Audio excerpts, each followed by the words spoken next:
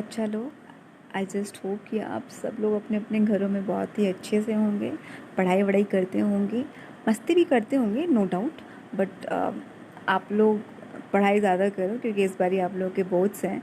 And बिल्कुल भी आप ये मत सोचो कि अरे यार ये अभी तो लॉकडाउन चल रहा है, इतनी प्रॉब्लम है कोविड-19 की वजह से, तो शायद मे बी एग्ज़ाम्स ना हो। एग्ज़ाम्स होंगे आप लोगों के। 30% सिलेबस को डिडक्ट कर दिया गया है, रैशनलाइज किया गया है। सो प्लीज़ 70% सिलेबस पे तो स्टिक रखो एंड अच्छे से पढ़ो कि अगर आप जल्दी से आप अपने पोर्शन कंप्लीट करोगे then you will have time for revision, and revision is very important बच्चा। सो दूसरा चैप्टर आप लोगों का है बेटा फुटप्रिंट विदाउट फीट में से Nelson Mandela long walk to freedom. I know कि इससे पहले 2 पोएम्स भी हैं आप लोगों के, fire and ice and dust and snow, जो रॉबर्ट फ्रॉस्ट ने लिखा है एंड बहुत ही कमाल के पोएम्स हैं। मैंने इस पोएम्स स्किप इसलिए किए बेटा क्योंकि मैंने आप लोगों को पहले भी बताया है कि पोएटिक डिवाइसेस मुझे पढ़ाने हैं। कुछ टेक्निक्स होते हैं पोएम्स को पढ़ने के लिए। नॉर्मली लोगों को लगता है कि ज़रूरी नहीं होता है वो सारी चीज़ें।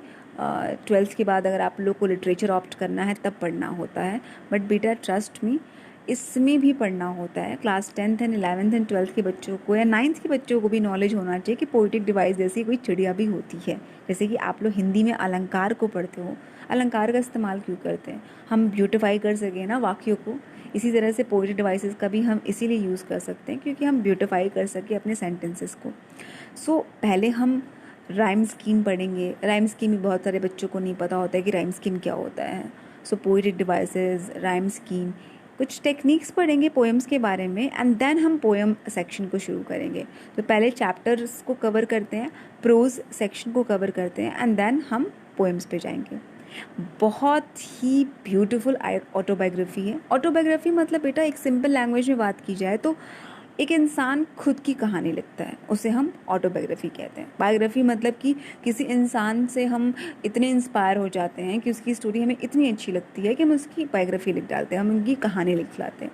नेल्सन मंडेला ने ये कहानी खुद लिखी है, a long walk to freedom, and बहुत ही ब्यूटिफुली लिखी है। जैसे कि मैंने आप लोग को बताया है कि जिस तरह से मैं आप लोगों को पढ़ा रही हूँ, आप लोग just try to create image in your mind also कि अच्छा इस तरह से होता होगा।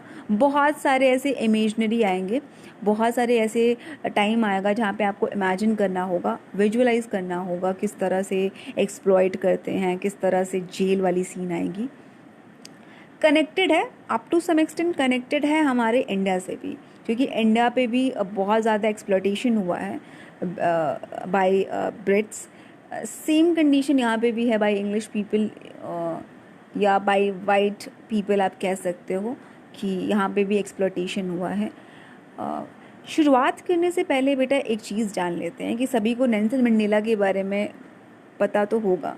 अगर नहीं पता इट्स ओके, मैं बताती हूँ कि वो पहले ऐसे प्रेसिडेंट हैं, इलेक्टेड प्रेसिडेंट हैं साउथ अफ्रीका के। सबसे पहले जो डेमोक्रेटिक प्रेसिडेंट जो बने वो नेल्सन मंडेला बने। उससे पहले क्या था कि उससे पहले मोनार्की था, उससे पहले डेमोक्रेसी नहीं, डेमोक्रेटिक वो कंट्री नहीं थी। उससे पहले अगर जो मन जिसका भी मन वो प्रेसिडेंट बन जाता था। लेकिन नेल्सन मंडेला बाय वोट बने थे, बाय इलेक्शन बने थे। लोगों ने उन्हें इलेक्ट किया था, लोगों ने उन्हें चूज़ किया था कि कौन होगा जो उनकी कंट्री को रिप्रेजेंट करेगा। सो ये एक बहुत खुद में भी बहुत बड़ी बात है। नेल्सन मंडेला इंडियन पीपल के लिए भी एक बहुत बड़ा इंस्पिरेशन है and he has always been inspiration for me. उनके उनके मोटिवेशनल कोटेशंस पढ़ के मैं बड़ी हुई हूँ। जैसे कि गांधी जी है ना, एक अगर बात करें गांधी जी की, अगर इंडिया में उन्हें कहा जाता है father of nation, similarly South Africa में father of nation Nelson Mandela को कहा जाता है।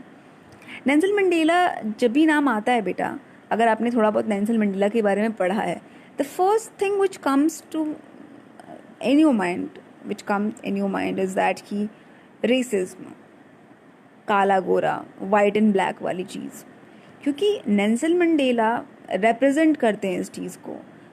कहीं ना कहीं समवे और दी अदर ये चीज़ ख़त्म हो पाई। कम्प्लीटली नहीं, अभी भी एग्जिस्ट करती है। जैसे कि हमारे इंडिया में कास्टिज्म एग्जिस्ट करता है। गांधी जी ने बहुत कोशिश की थी इस चीज़ को बिल्कुल एबलिश करने की, बिल्कुल एलिमिनेट करने की, बट नहीं हो पाया, अभी भी एग्जिस्टेंस है। सिमिलरली रेसिज्म अभी भी एग्जिस्ट करता है, लेकिन बहुत हद तक कम है।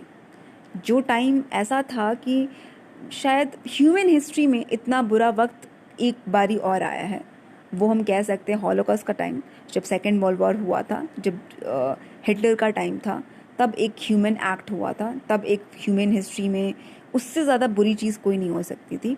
एंड सेकेंड ये बेटा, जब आप गूगल करोगे ना, आप देखोगे कि ब्लैक पीपल पे just because of their colour, just because of their colour, वो डिफरेंट थे, वो उस कलर के नहीं थे जिस कलर के नॉर्मली लोग होते हैं, वो ब्लैक थे।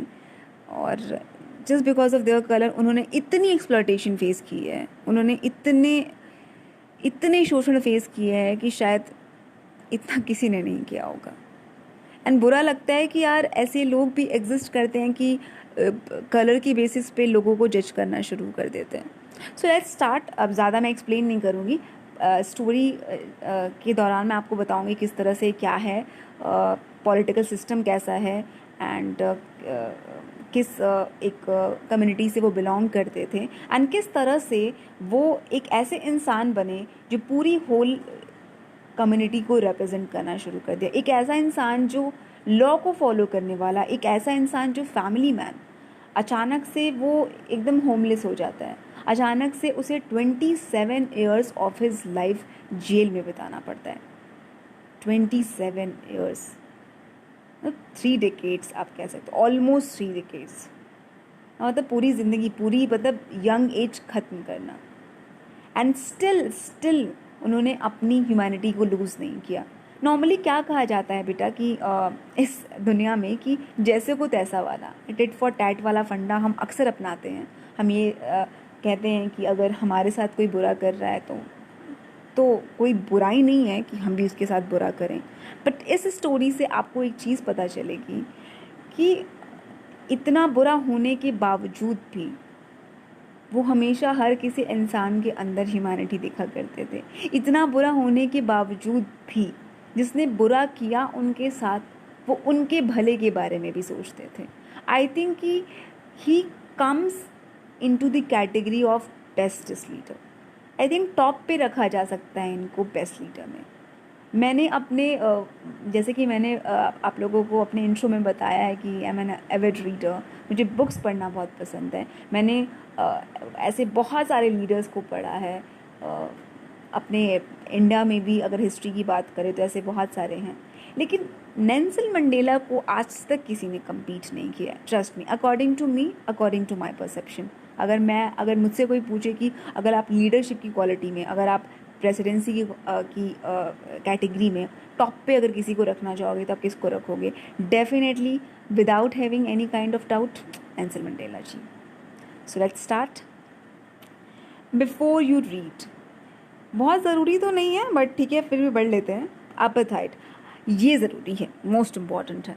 ये एक पॉलिटिकल सिस्टम है बेटा जिसमें रेस के बेसिस पे, रेसिज्म हमेशा जब भी हमारे दिमाग में आता है हम ये क्यों सोचते हैं काला गोरा।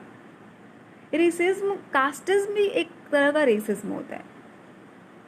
एक कम्युनिटी है जो आपसे थोड़ी अलग है, किसी भी बेसिस पे हो सकती है, रिलीजन की बेसिस पे, कलर के बेसिस पे, कास्ट की बेसिस पे, थॉट की बेसिस पे। एंड अगर वो आपसे अलग है, माइनॉरिटी में आती है, आप उसे सेग्रीगेट करते हो, आप उसके साथ डिस्क्रिमिनेशन निभाते हो, तो वहाँ पर आप रेसिज्म कर रहे हो, वहाँ पे आप गलत कर रहे हो, वहाँ पे आपने एक कम्युनिटी को हैरेस करने की कोशिश की है किसी भी बेसिस पे। सो हमेशा रेसिज्म का मतलब ये नहीं होता है कि काला गोरा वाला, जहाँ पे काले पे जुल्म होता है, बल्कि हमारे इंडिया में जो कास्टिज्म के नाम पर हैरेसमेंट होती है, एक्सप्लॉयटेशन होता है, हम भी रेसिस्ट हैं। हम भी एक रेस को बिल्कुल ही आइसोलेट कर देते हैं, उन्हें हम बहुत ही नीचे निगाह से देखते हैं। तो यहाँ पे साउथ अफ्रीका में 2 डिविजन्स है, एक वाइट पीपल का, एक ब्लैक पीपल का। एंड जो वाइट पीपल हैं उन्होंने ये एपाथाइड वाले सिस्टम शुरू किया था, जिसमें उन्होंने एक कम्युनिटी को, एक रेस को, ब्लैक पीपल को बिल्कुल ही सेग्रीगेट कर दिया था। बेसिक राइट्स भी नहीं दिए थे बेटा। माना जाता है ये कि एनिमल से भी बदतर से एनिमल से भी बुरी तरह से उनको ट्रीट किया जाता था, बुरी तरह से। एंड यू नो व्हाट कि ये एक्सप्लॉयटेशन एक लिमिटेड टाइम के लिए नहीं थी, मतलब कि 2 years 3 years 4 years, almost 100 years तक चली थी, ऑलमोस्ट 100 ईयर्स। सो आपको ऐसा नहीं लगता कि यार सीरियसली, अभी ऐसा लगता है ना कि कुछ अमेजमेंट वाली बात नहीं है, कुछ शॉकिंग वाली बात नहीं है। अभी ऐसा लगता है कि हो सकता है, क्योंकि हमारे इंडिया में भी तो 200 सालों से यही चला आ रहा है, SC ST and general and OBC वाली चीज़ अभी तक चली आ रही है। एंड एक कम्युनिटी, हम एक अगर कम्युनिटी की बात करें जो ब्लैक पीपल यहाँ पर साउथ अफ्रीका में ब्लैक पीपल के साथ होता है, हम दलितों की बात कर सकते हैं। दलित को हम एक सेग्रीगेट सेक्शन में रखते हैं एंड डिस्क्रिमिनेट करते हैं उनके साथ, हम उन्हें अनटचेबल्स मानते हैं and that's also a part of racism. तो हम रेसिस्ट हैं। सो देखते हैं कि नेल्सन मंडेला ने इस चीज़ को कैसे हैंडल किया। ओके, ज़्यादा डीप में नहीं जाएंगे। Have you heard of Nelson Mandela and his African national? Okay, let's skip this part, story में आएगा आप लोगों के, ठीक है। ये जब प्रेसिडेंसी उनको दी गई थी नेल्सन मंडेला को, तो जो उनकी स्पीच थी वो भी इंक्लूडेड है। Long walk to freedom, sorry नाम क्या है, लॉन्ग वॉक टू फ्रीडम जो है वो उनकी ऑटोबायोग्राफी है एंड बुक है, मोटी सी नॉवेल है। आप लोगों का ये जो दिया गया है, आप लोग का ये चैप्टर है, वो एक छोटा सा एक्सट्रैक्टेड पार्ट है, एक छोटा सा सेक्शन है जिसे निकाल कर आपकी बुक में डाल दिया गया है। सो लकीली नेल्सन मंडेला की जो इनाग्रेशन वाली स्पीच थी, जो प्लेस सेरेमनी वाली स्पीच थी, ये इसमें डाली गई है, किस तरह से वो रूबरू होते हैं first time as a president अपने लोगों से, एंड क्या क्या वो बातें बोलते हैं। एंड थोड़ा बहुत डिस्क्रिप्शन उनके बचपन का दिया हुआ है, किस तरह से उन्हें पता चला कि what is the actual meaning of freedom, ठीक है, एंड किस तरह से फ्रीडम को लेकर उनका हंगर जो है इंटेंसिटी में आया। एंड लेट्स रीड, देखते हैं कि साथ में क्या क्या आता है। 10th May dawned bright and clear। याद रखिएगा कि नेल्सन मंडेला 10th May 1994 को प्रेसिडेंट बने थे, ठीक है। तो 1900 माना जाता है कि 20th सेंचुरी के स्टार्टिंग से एपाथाइड जो मूवमेंट शुरू हुआ था वो first decade of 20th century, मतलब कि 1900 to 1910, एंड कब तक चला था, 1994 तक। तो ऑलमोस्ट, मतलब ऑलमोस्ट अ सेंचुरी। सो अब अभी देखो आप आगे, बहुत छोटी सी झलक ही दी गई है। आप अगर वाकई में रेसिज्म के बारे में पढ़ना चाहते हो, आप एपाथाइड मूवमेंट के बारे में पढ़ना चाहते हो, आप एंटी एपाथाइड मूवमेंट के बारे में पढ़ना चाहते हो, नेल्सन मंडेला के बारे में पढ़ना चाहते हो, you must read about him. Trust me, आपको बहुत कुछ सीखने को मिलेगा उनसे। सो 10th May बहुत ही, जब सुबह होती है तो बहुत ही ब्राइट एंड क्लियर होती है। ह्यूमन हिस्ट्री के लिए तो सबसे बड़ी बात थी। आपको पता है बेटा कि जब प्रेसिडेंट बने थे नेल्सन मंडेला, तो दुनिया के हर कोने कोने से लोग साउथ अफ्रीका गए थे उनके रिस्पेक्ट में, उनको कंग्रेचुलेट करने, उनके साथ जुड़ने, क्योंकि ये खुद में एक बहुत एक बड़ा हेरोइक एक्ट था कि after completing 27 years in jail, and फिर भी उन्होंने मशक्क़त करना नहीं छोड़ा, एंड तक वो ट्राई किए। एंड इंडिविजुअली अगर खुद उनकी बात होती, अगर वो अपने फ्रीडम की बात करते तो शायद इतनी मशक्क़त नहीं कर पाते, इतनी मेहनत नहीं कर पाते, but he was thinking about his people. And जब कंट्री जुड़ जाता है, जब कंट्री के लोग जुड़ जाते हैं, जब आपका काम, आपका एक होता है ना कि ड्यूटी बन जाता है टुवर्ड्स योर कंट्री, तो फिर आपको कुछ मैटर नहीं करता है। फिर आप एकदम डिटर्मिनेशन के साथ, करेज के साथ, ब्रेवरी के साथ जितनी भी चीज़ सैक्रिफाइस करनी होगी आप सैक्रिफाइस करते हो, सो दैट कि आपकी जो कंट्री है उसे फ्रीडम मिल जाए। ओके, मैं बहुत ज़्यादा एक्सप्लेन करती हूँ। I have already told a lot of time, इतने सारे वीडियोज़ मैंने बनाए हैं कि बेटा मैं स्टिक टू सिलेबस नहीं रह सकती। मैं आप लोगों को बहुत एलिबरेट करके बताऊंगी, आपको नॉलेज प्रोवाइड करूंगी, को रियलिटी हम डिस्कस करेंगे। एंड ये टॉपिक इतना इम्पॉर्टेंट है, एपाथाइड, रेसिज्म, कास्टिज्म, कि मैं खुद को रोक नहीं पाती हूँ कि मेरी वीडियोस लंबे चले जाते हैं। सो लेट्स स्टार्ट। कोशिश करूँगी थोड़ा फास्ट पढ़ाने की, बट एलिबरेट करूँगी, वो चीज़ मैं नहीं कर सकती।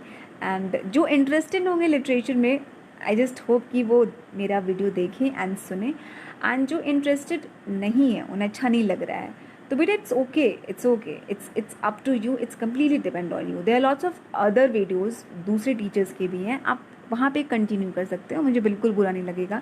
But my style of teaching is थोड़ा डिफरेंट है, क्योंकि मैं स्पेशली फोकस करती हूँ नॉलेज पे, लिटरेचर पे फोकस करती हूँ मैं, एंड मार्क्स वार्क्स वाला थोड़ा मेरा फंडा कम रहता है। एंड ऐसा नहीं है कि मार्क्स गेन नहीं करोगे बेटा, मैं टीचर हूँ एंड मैं पढ़ाती हूँ 9 to 12 स्टूडेंट को, एंड मेरे बच्चे अच्छे मार्क्स लेकर आते हैं, 90+ लेकर आते हैं।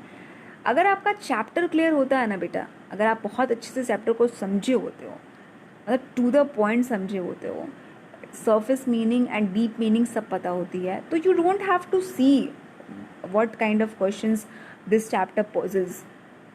कोई क्वेश्चन देखने की ज़रूरत नहीं पड़ती है, आप कहीं से भी कैसे भी आउट ऑफ सिलेबस भी क्वेश्चन अगर आ जाए इस चैप्टर से, definitely you will attempt it, आप कर लोगे अगर आपने कोई चैप्टर बहुत अच्छे से पढ़ा होगा तो। So, okay, for the past few days, I had been pleasantly besieged by the dignitaries and world leaders who were coming to pay their respects before the inauguration. The inauguration would be the largest gathering ever of international leaders on South African soil.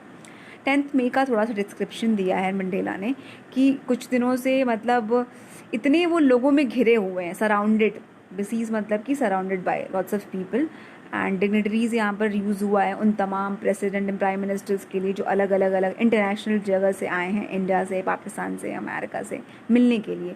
तो ऐसे लोगों के बीच में वो घिरे हुए हैं, and inauguration, वो लोग क्यों आए हैं, इनाग्रेशन के लिए आए हैं, वो जो प्लेज लेने वाले हैं नेल्सन मंडेला, उसके उपलक्ष्य में आए हैं। इनाग्रेशन जो है वो इतना भव्य था कि साउथ अफ्रीका में इतना भव्य तरीके से कभी भी वो तो ना प्लेज स्वेरिंग कभी भी नहीं हुई थी। मतलब इतना बड़ा प्रोग्राम था कि दुनिया के हर जगह से लोग आए थे ये एक्नॉलेज करने के लिए, उन्हें अप्रिशिएट करने के लिए, उनको ट्रिब्यूट देने के लिए। The ceremonies took place in the lovely sandstone amphitheater formed by the Union buildings in a Pretoria. Non fiction है बेटा, ऑटोबायोग्राफी है, एक एक पॉइंट जो यहाँ पे दिया हुआ है सब कुछ फैक्ट है। तो ये एक्चुअल में एग्जिस्ट करते हैं ये प्लेस की यूनियन बिल्डिंग है प्रेटोरिया में, एक प्लेस है वहाँ पे यूनियन बिल्डिंग है, उसके पीछे एम्पी थिएटर है। एम्पी थिएटर क्या होता है, पहले के जो थिएटर्स होते थे जो ऐसा नहीं होता कि रूम में बंद होते थे, बिल्कुल ग्राउंड जैसा होता था, और सीढ़ियाँ जो होती थी वो स्टेप बाई ABCD वाली जो स्टेप वाली होती है ना, तो पूरे ग्राउंड में सिर्फ स्टेयर्स होते थे, जैसे कि आप लोग स्टेडियम में देखते हो। स्टेडियम ही मान लो कि ऐसे साइड बाय साइड एकदम सराउंडेड स्टेयर्स हैं एंड बीच में प्लेयर्स खेल रहे हैं। तो सिमिलरली थिएटर्स भी जो होते थे वहाँ पे बीच में जो एक्टर्स है वो एक्ट करते रहते थे। तो वहाँ पे उतने बड़े एम्पी थिएटर में वहाँ पे सेरेमनी रखी गई थी। For decades this had been the seat of a white supremacy. मतलब यार कई सालों से, 100 साल मान लो कि ये प्लेस जो हुआ करता था ना वो वाइट लोगों का हुआ करता था। नेल्सन मंडेला अपने ऑटोबायोग्राफी में कहते हैं, इसमें मेंशन नहीं है लेकिन मैंने पढ़ा है कि यहाँ पर ब्लैक पीपल को यार मतलब आना तो दूर, ये पूरा सेक्शन जो था वो एक तरह से वो उनके अप्रोच का नहीं था, प्रोहिबिटेड था। मतलब यहाँ पर आना मतलब कि आपका जेल जाना, इतना भी बेसिक राइट उनको नहीं मिलता था कि अपनी कंट्री में वो अपनी मर्जी से उस स्कूल में जा सकें, उस कॉलेज में जा सकें, या उस प्लेस पे जा सके जो जहाँ पे वो जाना चाहते हैं।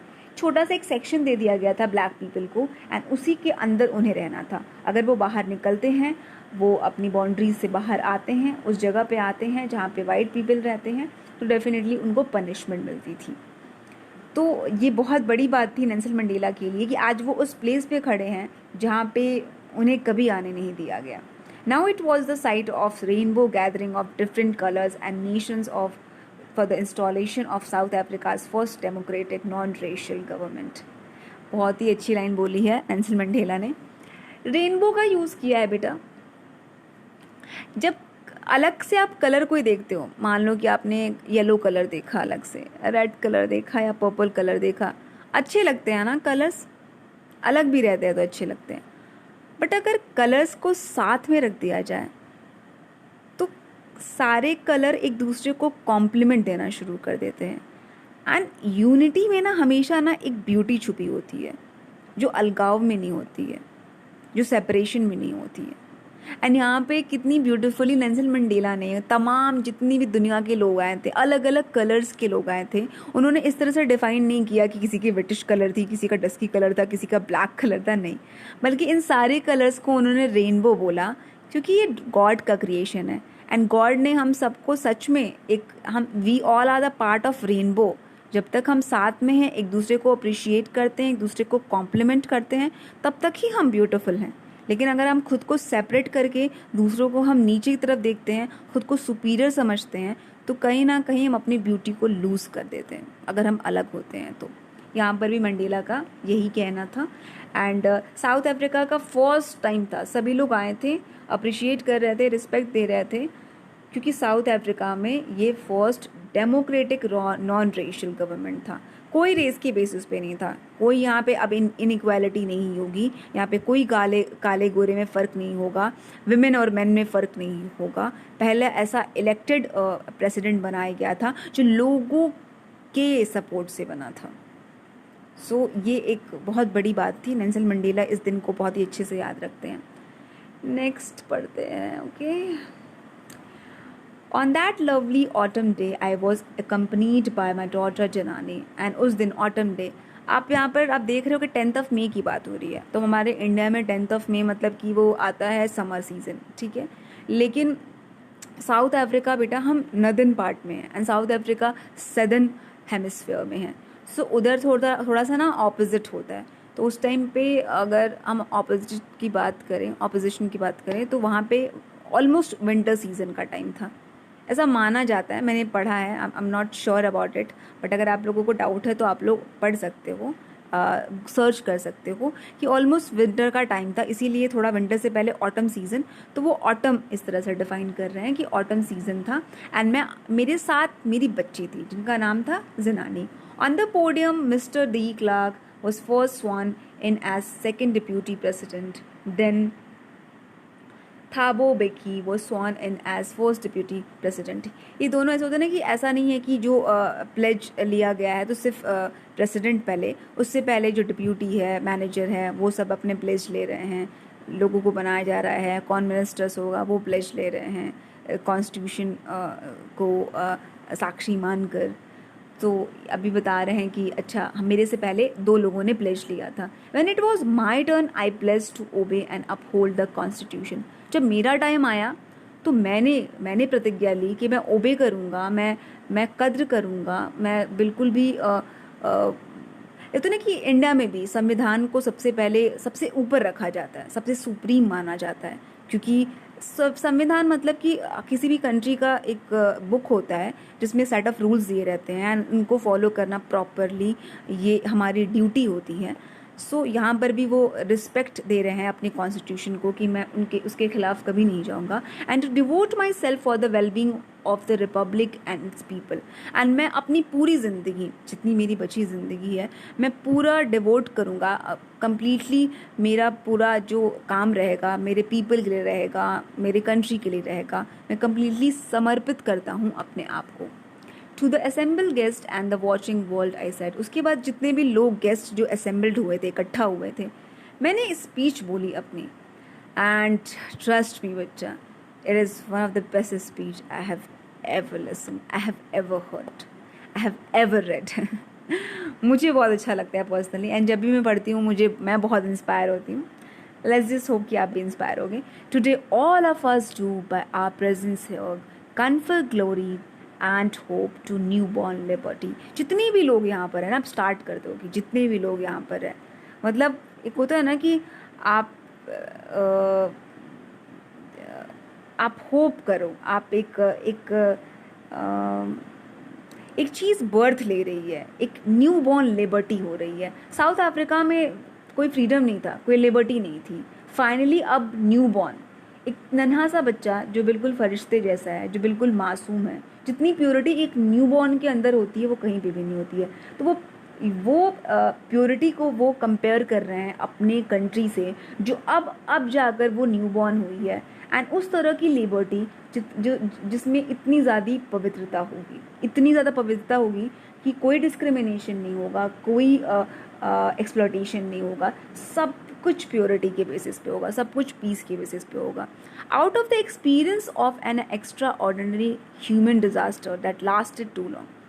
एक्सपीरियंस जो था ना, ह्यूमन डिजास्टर वाला, एक्सपीरियंस वाला, बहुत फेस किया नेल्सन मंडेला ने एंड उनके कॉमरेड्स ने एंड तमाम लोगों ने जो साउथ अफ्रीका में ब्लैक पीपल हैं.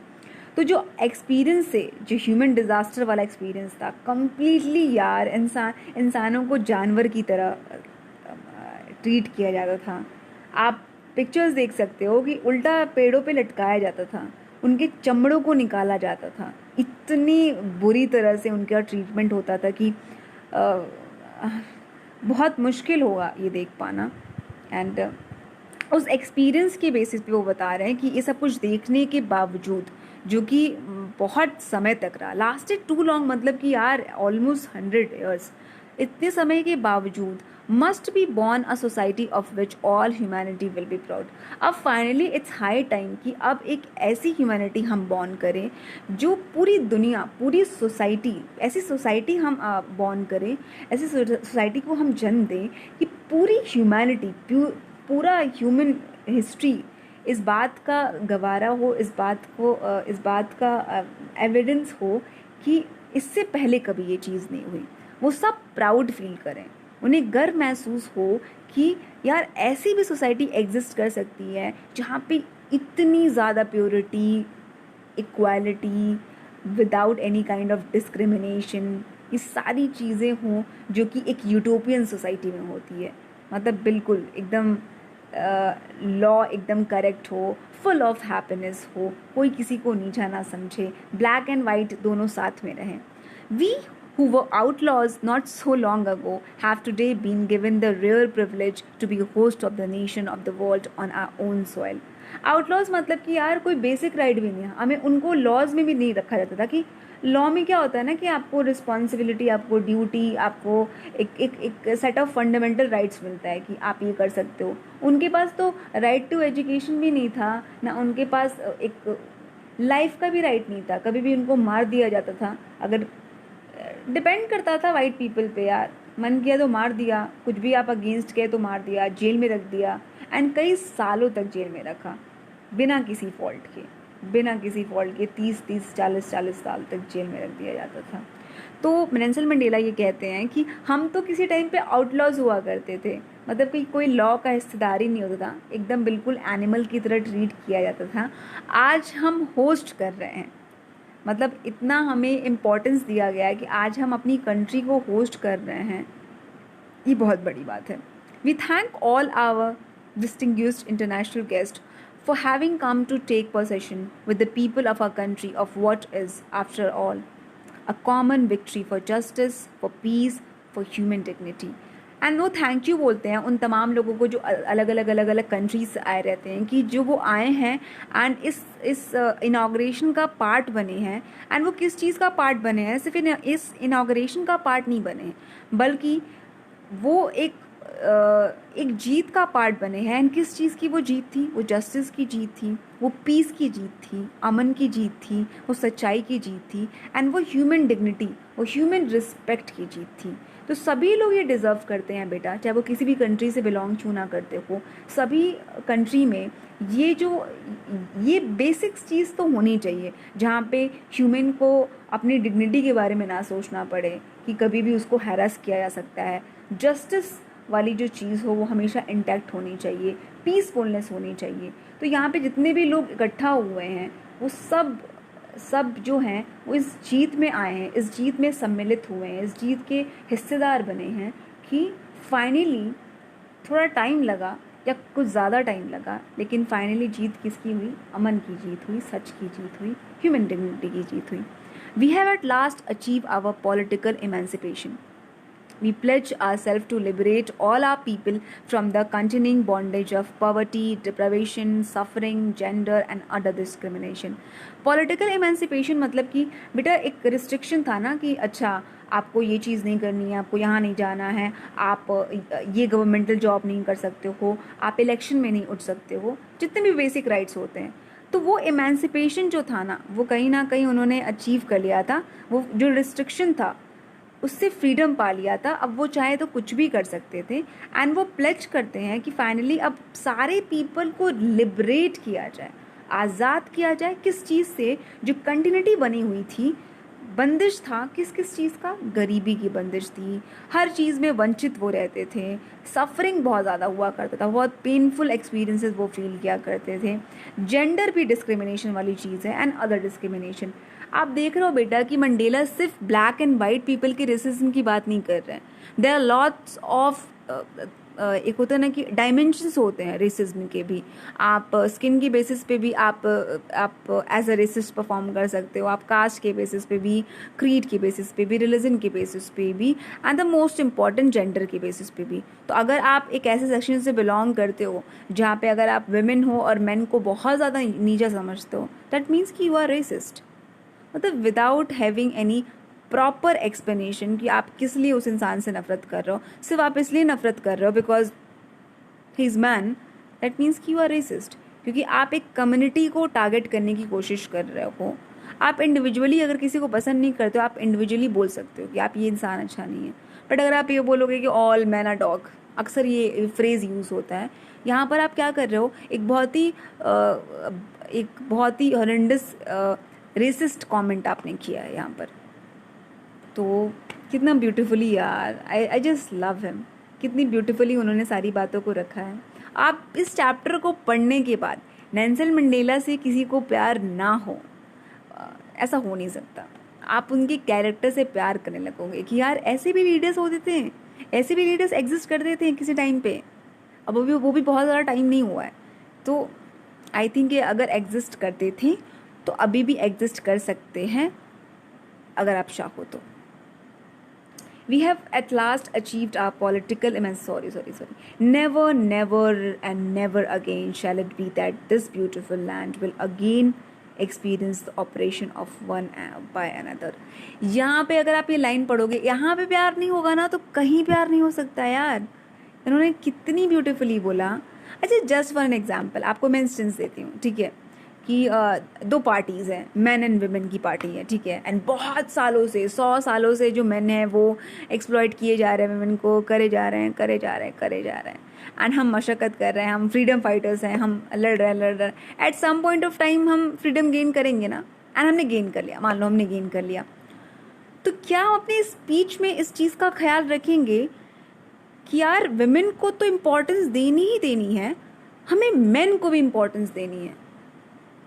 नॉर्मली ह्यूमन टेंडेंसी क्या होती है कि नाउ अब हमारे पास राइट है, मतलब अब कुर्सी हमारे हाथों में है, अब जिसने बुरा किया है ना उसके साथ बुरा होगा. But Nelson Mandela was another type of man, human. उन्होंने बहुत ही साफ तरीके से बोला कि कहीं ब्लैक पर्सन के मन में ये ना आ जाए कि नाउ अब हम रूलिंग गवर्नमेंट हैं तो हम एक्सप्लॉइट कर सकते हैं, 100 ईयर्स का जो रिवेंज है हम निकाल सकते हैं. एंड उनका ये सोचना गलत भी नहीं होगा बेटा. जितनी एक्सप्लॉइटेशन उन्होंने फेस की है शायद ही पूरे ह्यूमन कोर्स ऑफ हिस्ट्री में किसी ने फेस की होगी एक्सेप्ट हॉलोकॉस्ट. मैं बहुत ज़्यादा पढ़ती हूँ सेकेंड वर्ल्ड वॉर के बारे में, एंड मुझे ऐसा लगता है कि वो भी एक इनह्यूमन सा वो टाइम था. आई डोंट नो व्हाई, मतलब जब भी सोचो तो एक गूज बम्स वाली फीलिंग आती है. तो यहाँ पर उन्होंने, नेल्सन मंडेला ने क्लियर कर लिया कि नेवर एक पोएटिक डिवाइस यूज़ हुई है, रिपीटेशन. एंड रिपीटेशन हम क्यों यूज़ करते हैं? वर्ड्स बार बार रिपीट होती है, हम फोकस करते हैं उस वर्ड्स पे. एंड उस पर्टिकुलर वर्ड कौन है? नेवर. मतलब कभी नहीं, कभी ऐसा नहीं होगा कि अब ये सॉइल, अब ये कंट्री कुछ भी ऐसा एक्सपीरियंस करेगी ऑपरेशन के मामले में एक दूसरे पे. अगर वाइट ने ऑपरेशन किया है वो पास्ट की बात है, अब कोई ऑपरेशन फेस नहीं करेगा. अब कोई ह्यूमिलिएट नहीं होगा, आप किसी को एक्सप्लॉइट नहीं किया जाएगा, आप किसी को भी डिस्क्रिमिनेट नहीं किया जाएगा, सेग्रीगेट नहीं किया जाएगा।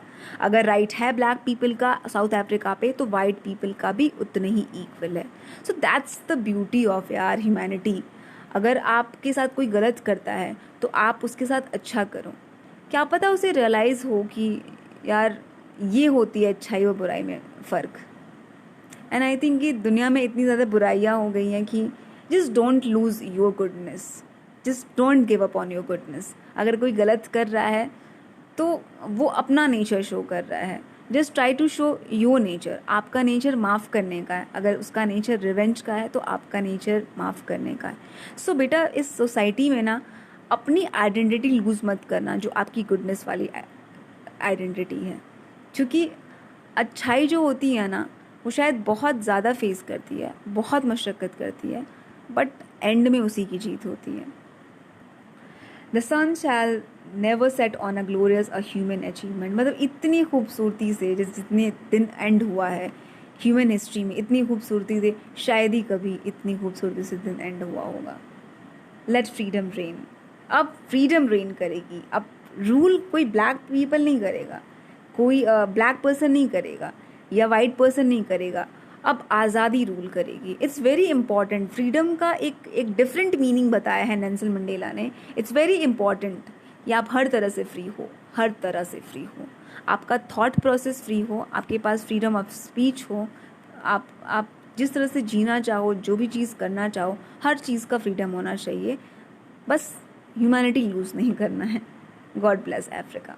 एंड ये स्पीच दी थी उन्होंने 1994 10th of May, autumn day था, एंड अपने बेटी के साथ थे, एंड इंटरनेशनल डिग्निटरीज सभी थे वहाँ पर। Okay, just wait a minute. A few moment later we all, just wait a minute बेटा, लॉन्ग चैप्टर है ये, बहुत लॉन्ग है गॉड, और अभी मैं यहीं पर हूँ। ओके, थोड़ा सा पढ़ते हैं, ठीक है, एंड उसके बाद एंड कर देते हैं। A few minutes later we all lifted our eyes in awe as a spectacular array of South Africa jets, helicopters and troop carriers rode in perfect formation over the Union building. It was not only a display of pinpoint precision and military force, but a demonstration of a military's loyalty to democracy, to a new government that had been freely and fairly elected. आप पता है ना, आप लोगों को जब swearing का time होता है, आप स्वेर करते हो, आप प्लेज लेते हो, तो फिर क्या करते हैं कि एक एक्ट होता है, मतलब अलग अलग आर्मीज जो होते हैं वो अलग अलग परफॉर्मेंस देते हैं। तो एयरक्राफ्ट है, एक आसमान की तरफ नज़र पड़ी तो जितनी भी मिलिट्री जो आर्मी वाले थे उन्होंने एक बहुत ही ब्यूटीफुली हेलीकॉप्टर के ज़रिए एक बहुत ही अच्छा सा उन्होंने एक पिक्चर दर्शाया था, एंड ये शो कर रहा था जो भी रंग बिरंगे नहीं उसमें से धुएँ निकलते हैं, कलरफुल झंडे के कलर्स होते हैं, एंड वो ट्रिब्यूट देने की कोशिश करते हैं, वो रिस्पेक्ट देने की कोशिश करते हैं। सो इसलिए नहीं कि यार उनका काम है ये चीज़ करना, बल्कि वो वाकई में लॉयल्टी शो करना चाहते थे कि हम इस न्यू गवर्नमेंट के साथ हैं जो हमने खुद इलेक्ट किया है। एंड ऐसा नहीं है कि नेल्सन मंडेला अगर प्रेसिडेंट बन पाए तो सिर्फ just because of black people, बल्कि वाइट पीपल ने भी उन्हें इलेक्ट किया था। आप यहाँ पे देख रहे हो कि वाइट पीपल ही उनसे नफ़रत किया करते थे, बट अगर आप एक अच्छे इंसान होते हो ना तो सामने वाले के अंदर भी ना कुछ एक उतनी अपने लेवल की अच्छाई नहीं आ पाती है, बट आपको अच्छा इंसान समझते हैं। बुरा से बुरा भी इंसान होता है ना बच्चा, उसे अच्छाई और बुराई में फ़र्क ज़रूर पता होता है। एंड किस तरह से ब्यूटीफुली वो मिलिट्री पूरे फोर्स उन्हें अप्रिशिएट कर रही थी या शो कर रही थी अपनी लॉयल्टी, जो भी आप कह सकते हो। Only moments before the highest general of the South African Defence Force and Police, their chest bedecked with ribbons and medals from days gone by, saluted me, pledged their loyalty. अब यहाँ पर क्या है कि बहुत सारे जो ऑफिसर्स लेवल के थे, पुलिस डिपार्टमेंट के थे, आर्मी डिपार्टमेंट के थे, जिनके चेस्ट पे बहुत सारे मेडल्स लगे हुए थे, उन्होंने बहुत ही वॉर में पार्टिसिपेट किया था एंड जीता भी था वॉर में, सभी आके मुझे सल्यूट करते हैं, सभी प्लेज लेते हैं कि वो लॉयल रहेंगे मेरे towards. I was not unmindful of the fact that not so many years before they would have saluted. They would not have saluted but arrested me. और मैं अनअवेयर नहीं था, मुझे पता था उस समय, ज़्यादा वक्त भी नहीं हुआ था कि अगर कुछ समय की अगर हम बात देख लें तो यही जो ऑफिसर्स हैं, यही जो मिलिट्री पर्सन है आज जो सल्यूट कर रहे हैं, किसी टाइम पे वो हमेशा रेडी रहते थे मुझे अरेस्ट करने के लिए. आपको पता है नेल्सन मंडेला किसी टाइम पे टेररिस्ट घोषित हो गए थे. कैन यू इमेजिन कि उन्हें आतंकवादी कहा जाता था. एंड हिस्ट्री पढ़िएगा, बहुत ही इंटरेस्टिंग है, उनकी पूरी बायोग्राफी पढ़िएगा जब भी आपको टाइम मिलेगा तो. Finally a chevron of Impala jets left a smoke trail of the black, red, green, blue and gold of the New South Africa flag.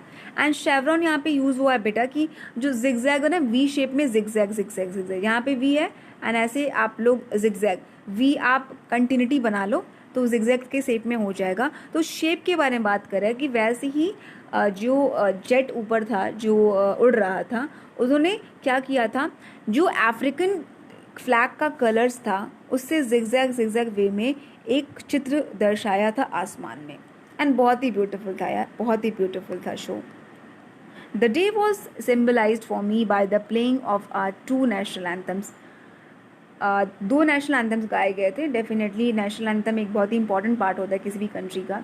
2 national anthem है साउथ अफ्रीका के, एक वाइट पीपल के लिए और एक black people के लिए. And उस दिन सिर्फ ब्लैक पीपल ने अपना नेशनल एंथम नहीं गाया था और सिर्फ वाइट पीपल ने अपना नेशनल एंथम नहीं गाया था, बट दोनों ने एक दूसरे का नेशनल एंथम गाया था, सबने मिलकर गाया था. And the vision of white singing Nkosi Sikelel i Africa and black singing Die Stem and the old anthem of the republic. पहला वाला न्यू है, वाइट पीपल का है, एंड द ब्लैक पीपल जो डाई स्टैम नेशनल एंथम है वो बहुत ही पहले का एंथम है. Although that day neither group knew the lyrics of the anthem they once despised, they would soon know the words by heart. उस दिन था कि by heart मतलब होता ना कि वो नहीं जानते थे कि यार ब्लैक पीपल का भी अलग नेशनल एंथम वो नहीं याद होगा उनको, एंड ब्लैक पीपल को वाइट पीपल का नेशनल एंथम याद नहीं हो पाएगा. लेकिन कितनी ब्यूटिफुली नेल्सन मंडेला ने दोनों ही नेशनल एंथम को इम्पोर्टेंस दिया है. अच्छा, अगर नेल्सन मंडेला की जगह पे अगर कोई और होता, डेफिनेटली वो ब्लैक पीपल का डाई स्टेम नेशनल एंथम गवाता. Natural, it's a human tendency. But Nelson Mandela ने किसी के भी सेंटिमेंट्स को हर्ट नहीं किया, बल्कि दोनों नेशनल एंथम को उस दिन गाया गया. ये नहीं साबित करता है कि वो कितने ग्रेट लीडर थे, तो फिर क्या साबित करता है. On that day the inauguration I was overwhelmed with the sense of history. And उस दिन जब इनाग्रेशन, जब वो प्लेज लिए, जब वो प्रेसिडेंट बने, तो वो अब हिस्ट्री को याद करने लगे कि जब इंडिया को फ्रीडम मिली थी तो उन तमाम फ्रीडम फाइटर्स को हम उस टाइम पे हम नहीं थे 1947 में जब इंडिया आज़ाद हुआ था तो, लेकिन जो जिंदा थे, जो फ्रीडम को देख पाए, वो बहुत ही ज़्यादा नहीं होता कि इमोशनली वो एकदम पूरा फुल हो गए थे, बहुत इमोशनल हो गए थे. एंड उन्होंने उन तमाम लोगों के बारे में सोचा होगा, भगत सिंह के बारे में सोचा होगा, सुखदेव के बारे में सोचा होगा, आज़ादी के बारे में सोचा होगा, एंड तमाम उन फ्रीडम फाइटर्स के बारे में सोचा होगा जिन्होंने अपनी जान गंवा दी इस आज़ादी के लिए, जो वो अनफॉर्चुनेटली नहीं देख पाए. तो इसी तरह से नेल्सन मंडेला भी उन तमाम लोगों को याद कर रहे हैं, हिस्ट्री को याद कर रहे हैं. नेल्सन मंडेला एक रिप्रेजेंटेटिव है बेटा, लेकिन इसके पीछे बहुत लोगों ने मशक्क़त की है. अगर कोई कंट्री फ्रीडम हासिल करती है तो सिर्फ एक लोगों का पार्ट नहीं होता है, बल्कि हज़ारों लाखों लोगों ने मिलकर उस कंट्री को आज़ाद किया होता है, अपने खून से, अपने त्याग से, बहुत सारी चीज़ों से, जिस तरह से अब उन्होंने मशक्क़त की होगी उसको फ्रीडम दिलाने के लिए. Okay. In the first decade of the 20th century, first decade मतलब 1900 to 1910, a few years after the bitter Anglo-Boer War, Anglo मतलब कि basically belong to England and Boer मतलब कि African. तो इंग्लैंड और अफ्रीकन में जो वॉर हुआ था फर्स्ट डिकेड 20th century में, उसके बाद before my own birth, the white skin people of south Africa passed up their difference and erected a system of racial domination against the dark-skinned peoples of their own land. And तब से apartheid शुरू हुआ था, तब से वो political system शुरू हुआ था कि भाई ब्लैक को हम सेग्रीगेट करते हैं, अलग रखते हैं, उन्हें एक्सप्लॉइट करते हैं, उन्हें डिस्क्रिमिनेट करते हैं, एंड जिस भी तरह का हैरेसमेंट कर सकते हैं हम वो सारी चीज़ें करते हैं। तब से शुरू हुआ था वो पॉलिटिकल सिस्टम, एंड 1994 तक चला आया था। The structure they created formed the basis of one of the harshest, most inhuman societies the world has ever known.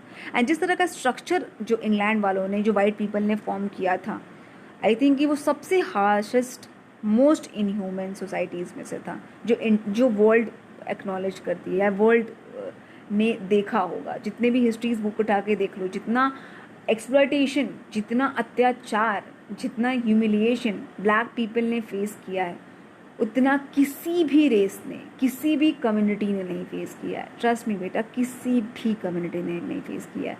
100 years approx, it's a so big time. Now in the last decade of the 20th century, last decade मतलब कि 1991 to 2000, ठीक है, last decade. And last decade मतलब कि आप लोग मान सकते हो 1994, जो 10th of May की बात कर रहे हैं वो।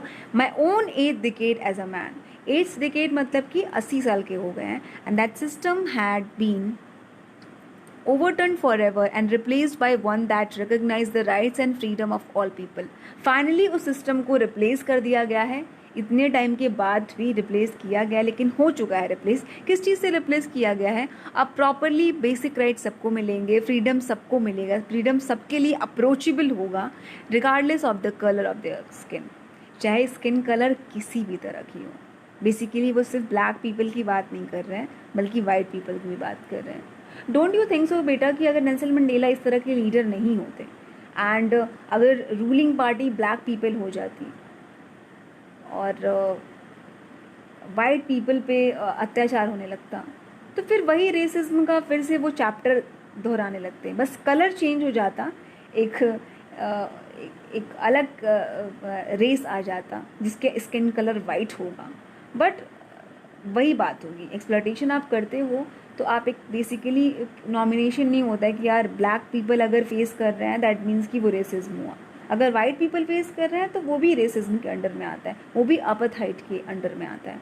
So thankfully Nelson Mandela and तमाम लोग जो ब्लैक पीपल थे, जिनके अंदर इतनी अच्छाई थी कि इतना सब कुछ फेस करने के बावजूद भी उन्होंने पाथ ऑफ फॉरगिवनेस को अपनाया और माफ़ कर दिया उन सभी लोगों को।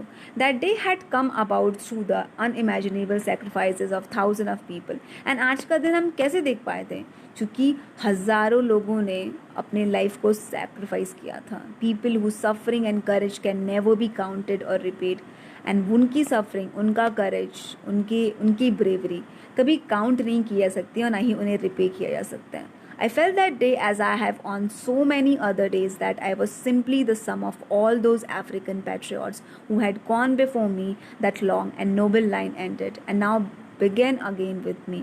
And मतलब ऐसा नहीं है कि सिर्फ मैं अकेला हूँ जस्ट बिकॉज ऑफ मी आज साउथ अफ्रीका फ्रीडम हासिल कर पाया, बल्कि मैं सम हूँ सबका। हम सब हज़ारों लोग एक साथ खड़े हैं, एंड सिर्फ फ्रंट पे मैं हूँ, लेकिन पीछे ऐसे हज़ारों लोग हैं जिसकी वजह से हमें आज ये फ्रीडम मिल पाया है। ऐसे बहुत सारे पैट्रियट्स हैं जो अपने देश से बहुत ज़्यादा प्यार करते थे। फाइनली एक नोबल लाइन एंड हो गया है। अब वो लोग इस दिन को नहीं देख पाएंगे, लेकिन बिगिन हुआ है मेरे साथ, क्योंकि आने वाले समय में ऐसे बहुत सारे पैट्रियट्स होंगे जो मेरे लीनिएज को फॉलो करेंगे, और ऐसी इक्वालिटी के बेसिस पे जो आने वाली भी गवर्नमेंट होगी वो इक्वालिटी की बेसिस पे होगी। किसी भी रेसिज्म की जगह नहीं होगी, किसी भी डिस्क्रिमिनेशन की जगह नहीं होगी। I was pained that I was not able to thank them. बहुत दुखी थे नेल्सन मंडेला कि वो उनको थैंक्स नहीं कह पाए, जिन तमाम लोगों की वजह से आज वो लोग फ्रीडम हासिल कर पाए। that they were not able to see what the sacrifice had wrought. And अफसोस की बात होती है ना कि काश जितना मशक्क़त, इंडिया की अगर बात की जाए, इतने लोगों ने अपनी जान गंवाई, जितने भी रेवोल्यूशंस हुए, जितनी भी जानें गई, काश वो देख पाते। रॉट मतलब बेटा कि अचीव। काश वो देख पाते कि उनके सैक्रिफाइसेस ने क्या अचीव कर दिखाया, क्या हासिल कर दिखाया। क्या दिखाया? आज़ादी। So I think that's it for today. अगला दूसरा जो पार्ट होगा मैं आप लोगों को कल अपलोड करूँगी, एंड आई जस्ट होप कि आपको मेरा जो पढ़ाया हुआ है वो समझ में आता होगा। एंड बेटा don't stick to syllabus. Just gain the knowledge. कहीं से भी नॉलेज मिल रहा है ना, बस नॉलेज भरते जाओ भरते जाओ भरते जाओ, क्योंकि नॉलेज जो होता है, ज्ञान जो होता है ना, वो कभी बेकार नहीं जाता। कभी ना कभी उस ज्ञान जो है उसकी वजह से कहीं ना कहीं आपको प्रॉफिट बेनिफिट मिलता ही है। Okay, that's it. मैं ज़्यादा बोर नहीं करूँगी आप लोगों को और। Bye bye, take care and try to be more human.